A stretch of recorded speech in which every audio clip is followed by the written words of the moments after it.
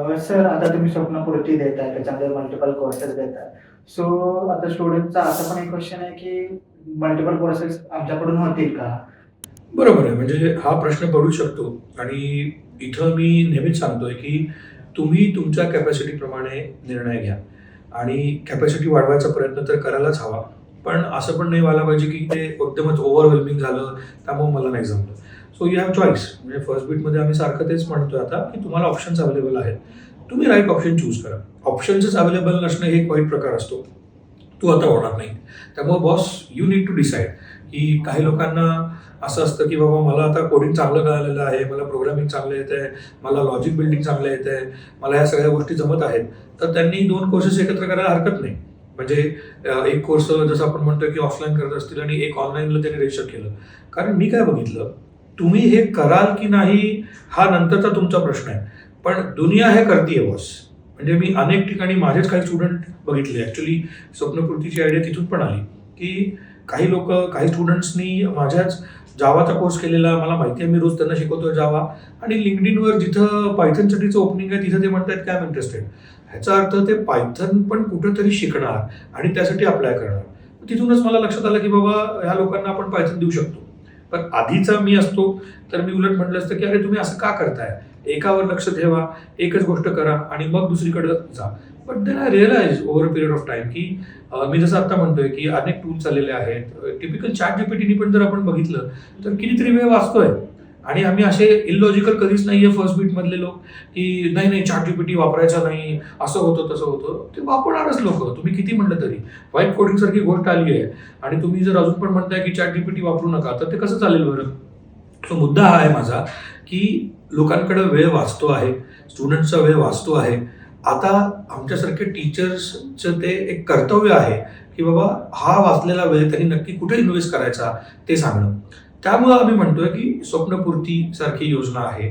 त्याच्यामध्ये तुम्ही एक मेजर कोर्स करा, एक स्पेशल कोर्स करा आणि एक मायनर कोर्स करा.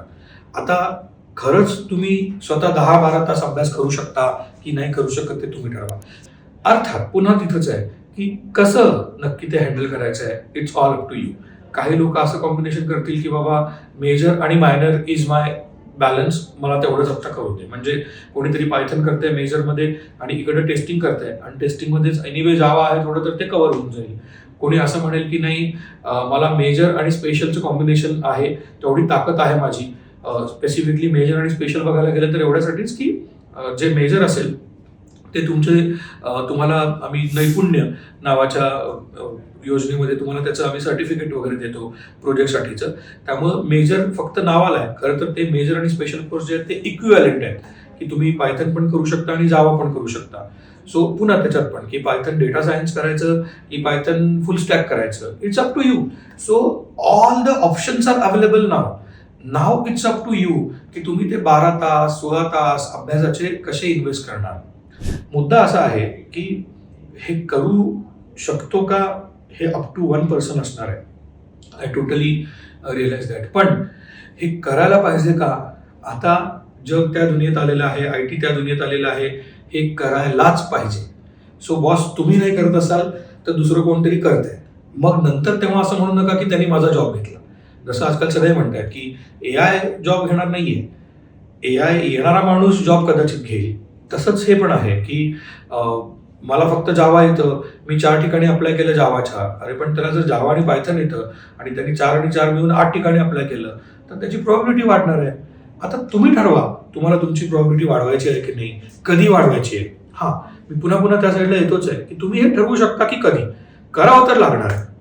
त्यापुढं मी जे म्हणतोय, की काही लोक शेवटी ठरवतील, की नाही बाबा मला नाही जायचं पुढं. तर आमच्याकडं आम्ही 30 दिवसाचा डेमो देतो. ॲटलिस्ट जसं मी म्हटलं, की आम्ही इव्हन टेक्निकल पार्ट चालू केल्यानंतर पण जवळपास 15-20 दिवस तुम्ही डेमो पाहू शकता. आणि 15-20 दिवस म्हणजे रोज 2 तास जरी म्हटले तरी 30-40 तास होतात ते.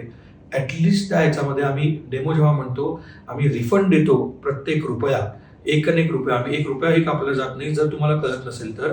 कारण ह्या फेजमध्ये खरंच हे पण कळेल, की आपल्याला मेजर, स्पेशल आणि मायनर सोडा, बेसिकच मेजरमधलं पण आपल्याला काही कळत नाहीये IT मध्ये जाण्यासाठी. जर हा डिसिजन पण तुमचा लवकर झाला तर आम्ही पूर्ण रिफंड देतो.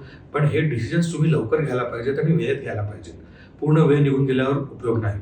So coming back to your question की हे पॉसिबल आहे का स्वप्नपूर्ती मल्टिपल कोर्सेस, करावं लागणार आहे.